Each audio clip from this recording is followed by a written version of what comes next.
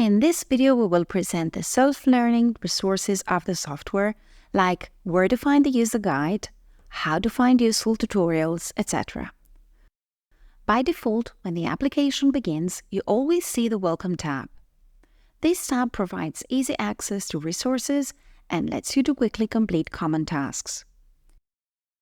For the purposes of this video, we will show you where to find the user guide and the tutorials.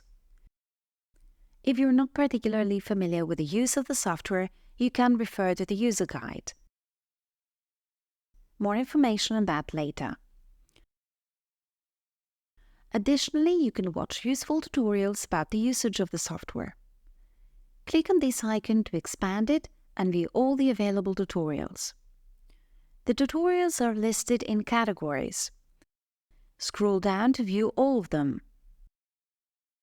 You may also search for a specific term mentioned in a video. Now, for any design you create or load, you start with the design area in the middle and the tools bar on the left. An easy way to find information about the visible tools is through the tooltips. Let the mouse cursor hover over a tool on the toolbar and it opens a tooltip. This tooltip provides information about the specific tool. Practically, you can see a brief description of said tool. The main resource of information, though, is the Help menu. You may open the user guide and expand the section you need.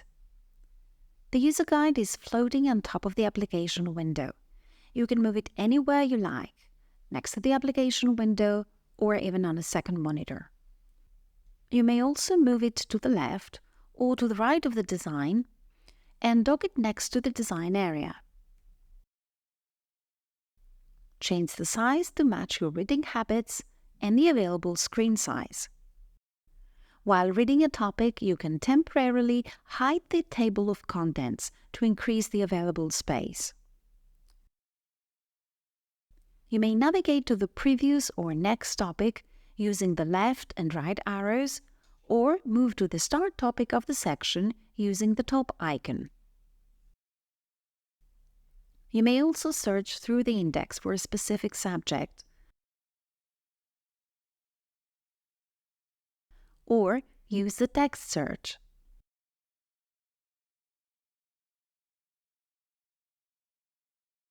The new help system allows quick updates and multilingual support of the user guide.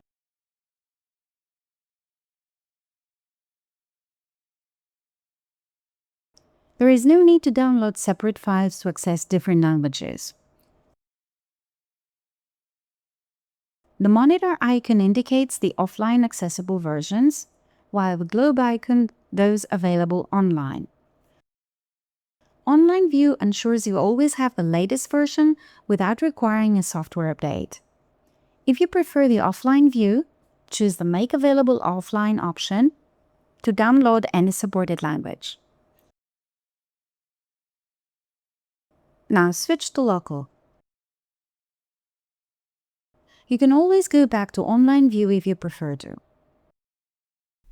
If the help dialog is not visible, you may press the F1 key at any point to bring it up.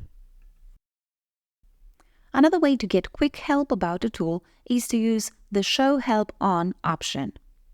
Start the Show Help On tool and click on any tool. The user guide is loaded, showing the specific section that describes the tool you'd clicked upon. For example, if you click on the Stitch Flow tool, you can readily get information about Stitch Flow. Last but not least, there is the printable version of the user guide for those who may want to have the guide in paper. Using the print option, you may print any portion of the user guide you need, or even all of it.